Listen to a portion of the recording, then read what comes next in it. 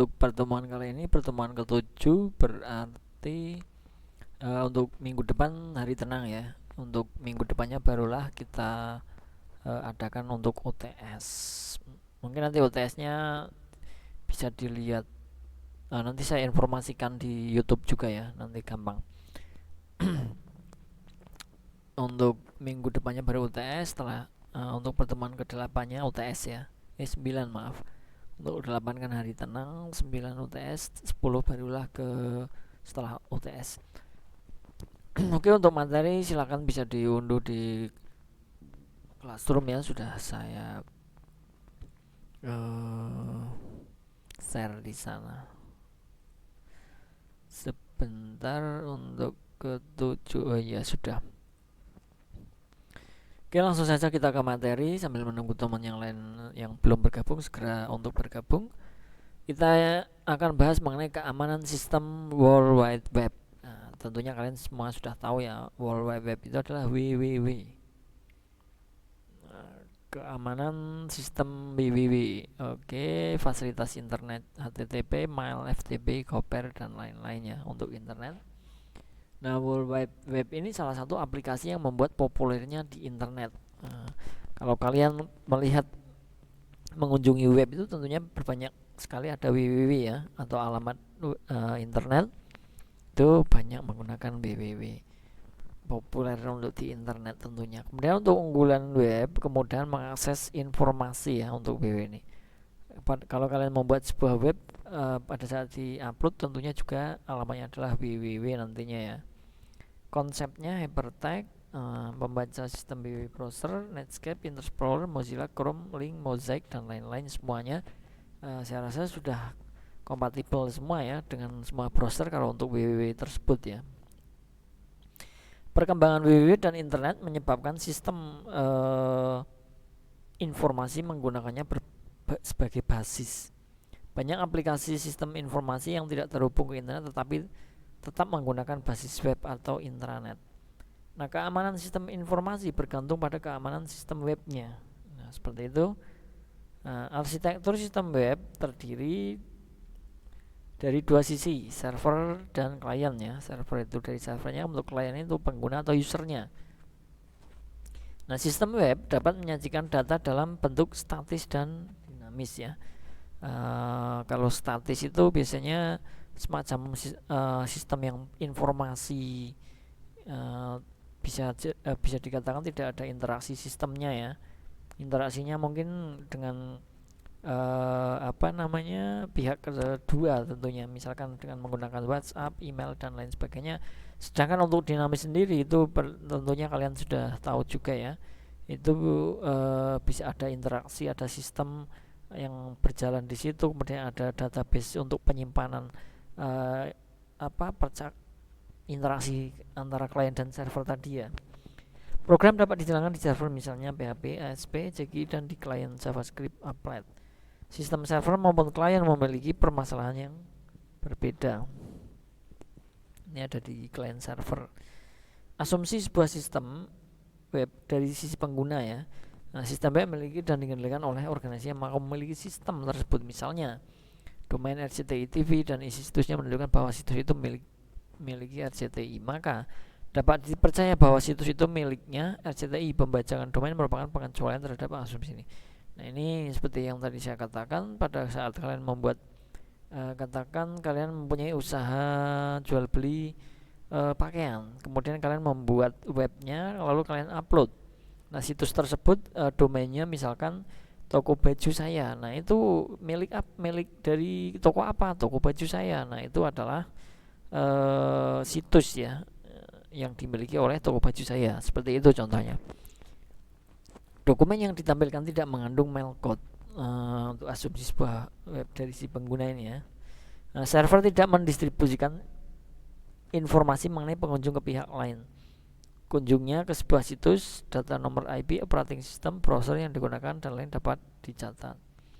Nah, untuk asumsi dari penyedia jasa webmasternya, pengguna tidak beritikat untuk merusak server atau mengubah isinya tanpa izin ya. Nah, ini biasanya hacker ataupun orang-orang yang tidak bertanggung jawab ya, yang seperti itu. Nah, pengguna hanya boleh mengakses dokumen-dokumen atau informasi yang diizinkan untuk diakses. Jadi kalau memang tidak diakses, jangan diusahakan untuk diakses. Nah, itu namanya pembajakan atau hacker ya. Pengguna tidak mencoba-coba untuk masuk ke direktori yang tidak diperkenankan. Sama juga ini namanya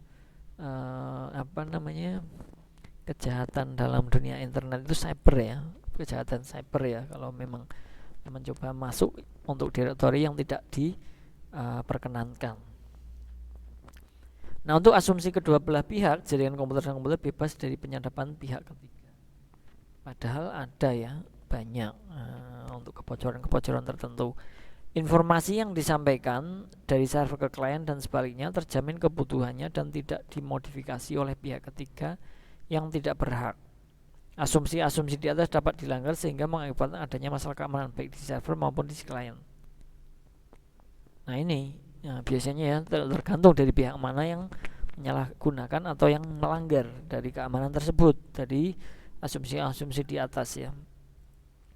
Keamanan server WWW merupakan tanggung jawab administrator jaringan. Dengan dijadikan server WWW, maka ada akses yang dibuka untuk orang luar. Server WWW menyediakan fasilitas agar klien dapat mengambil informasi. Informasi yang diambil dalam bentuk file, misalkan kalian mendownload itu kan dalam bentuk file ya, di dalam suatu web misalkan. Menggunakan perintah get, informasi yang diambil isi instruksi di server PHP, ASP, CG dan lain-lainnya, tentunya karena menggunakan web ya. Nah, kedua server di atas mengambil dan mengeksekusi file, memiliki potensi lubang keamanan. Lubang keamanan sistem WWW dapat menghasilkan serangan informasi yang ditampilkan diubah atau device ya. Nah, ini kalau keamanan WWW itu sudah ada yang ibaratnya merusak ya atau membobol, itu terkadang yang ditampilkan itu berubah, diubah oleh orang yang tidak bertanggung jawab misalnya, atau device. Informasi yang seharusnya untuk kalangan terbatas ternyata berhasil ditampilkan orang-orang yang tidak berhak. Nah, ini biasanya seperti itu, yang terbobolnya seperti itu. Informasi dapat disadap, misalnya pengiriman nomor sisi, monitoring kemana saja seseorang melakukan surfing, DOS attack server WWW yang terletak di belakang firewall. Lubang keamanan server WWW dapat melemahkan dan bahkan menghilangkan fungsi firewall. Membatasi akses melalui kontrol akses. Perlu dibuat pembatasan agar akses ya, agar orang-orang tertentu saja yang dapat tentunya di setiap sistem itu biasanya ada pembatasan akses ya, sesuai dengan tempatnya masing-masing biasanya. Pembatasan akses dapat dilakukan dengan membatasi domain atau nomor IP yang dapat mengakses, menggunakan user dan password. Sudah pasti ya, tiap orang akses walaupun IP-nya sama.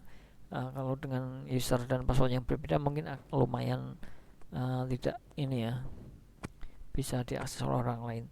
Mengenkripsi data sehingga hanya dapat dibuka oleh orang yang memiliki kunci. Nah, di situ ada sistem enkripsi juga bisa digunakan untuk pembatasan akses untuk demi keamanan server WWW tersebut ya. Potensi lubang keamanan pada script sisi server antara lain user memasang script yang dapat mengirim data password kepada pengunjung yang mengeksekusi script tersebut. Script dipanggil berkali-kali sehingga berdampak server menjadi terbebani, CPU time meningkat. Ini biasanya bisa dikatakan ngehang. Itu nanti terkadang lubang keamanannya itu bisa ini ya, lemah ya. Melalui Guessbox dapat diisikan link yang ke halaman pornografi atau diisikan sampah sehingga memenuhi disk. Nah, itu biasanya seperti itu ya. Ada yang dialihkan ke pornografi, kemudian ada yang diisikan sampah dan lain sebagainya. Itu yang tidak penting itu biasanya pada saat kita mengakses website tersebut, terkadang yang keluar beda yang kita inginkan. Teks yang dikirim diisi dengan karakter tertentu dengan tujuan yang merusak sistem. Seringkali dilakukan pada search engine dengan masukkan kata kunci seperti persen, drop table, tanda petik tunggal dan lain-lain. Salah konfigurasi HTTPD, misalnya HTTPD dijalankan oleh user root kalau yang sudah di root ya. Nah, biasanya berhubungan dengan masalah privasi, penyisipan malkode. Masalah privasi, kunjungan ke sebuah situs dapat mengakibatkan adanya cookie yang berguna untuk menandai pernah berkunjungnya. Kalau sudah pernah berkunjung biasanya ada cookiesnya, sehingga bila mengunjungi lagi situs tersebut maka server dapat mengetahui kita kembali. Kalau masalah privasi seperti itu. Nah, dampak cookie-nya bagaimana? Ketahuan kemana saja kita surfing. Cookie bisa dicuri bagaimana bila ada data yang bersifat rahasia seperti user dan passwordnya. Itu terkadang cookie tersebut itu kalau memang perlu untuk keamanan mungkin kita bisa hapus setiap kita melakukan surfing ya. Mungkin tiap harinya pada saat kita bekerja katakan. Nah, setelah itu kita hapus semua cookiesnya. Nah, untuk hari besoknya baru kita memasukkan alamat lagi seperti itu. Nah, solusinya jangan meninggalkan jejak di internet. Jadi dihapus tiap kita surfing. Setelah itu nanti tidak apa-apa, nanti kita pada saat mau masuk lagi kita mengetikkan lagi seperti itu, agak repot sedikit tapi demi keamanan. Untuk mudahnya seperti itu. Penyisipan malware, penyerangan dilakukan dengan penyisipan malware worm atau trojan horse ke sebuah halaman situs. Dampaknya klien dapat dikendalikan dari jarak jauh, penyadapan terhadap apa yang diketik, melihat di isi directory, melakukan report, bahkan dapat melakukan format disk. Nah, ini kalau sudah kena malware seperti ini bahaya sekali ya. Untuk data-data penting kita mungkin bisa diambil, dirusak ataupun salah gunakan. Solusinya aktifkan antivirus yang dapat mengecek halaman dari sebuah situs. Kalau memang untuk perusahaan memang penting, pakailah antivirus yang berbayar. Kalau untuk kita dalam kuliah mungkin cukup dengan antivirus ya, tapi kalau usahakan jangan hanya satu saja.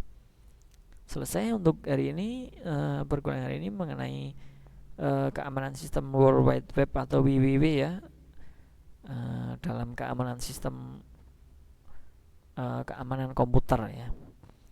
Oke, seperti itu saja yang bisa saya sampaikan. Semoga apa yang saya sampaikan bisa menjadi tambahan wawasan untuk kita semua. Jangan lupa belajar, karena minggu depan kita hari tenang, kemudian minggu depannya kita ada UAS. Misalkan ada UAS melalui siakat ya, silahkan nanti dipersiapkan belajar, karena kalau di siakat saya berikan hanya 2 kesempatan. Kalau tidak ada nanti nilainya tidak ada kalau salah terus ya, kalau tidak sesuai nilai yang saya tetapkan seperti itu. Mungkin sudah tahu ya untuk OTS kompetensi CPT ya di siakat itu nanti seperti itu mungkin kalau memang sudah jadi ya. Oke, saya akhiri untuk pertemuan hari ini mengenai keamanan sistem World Wide Web dalam mata kuliah keamanan sistem komputer ya. Semoga nanti bisa berguna untuk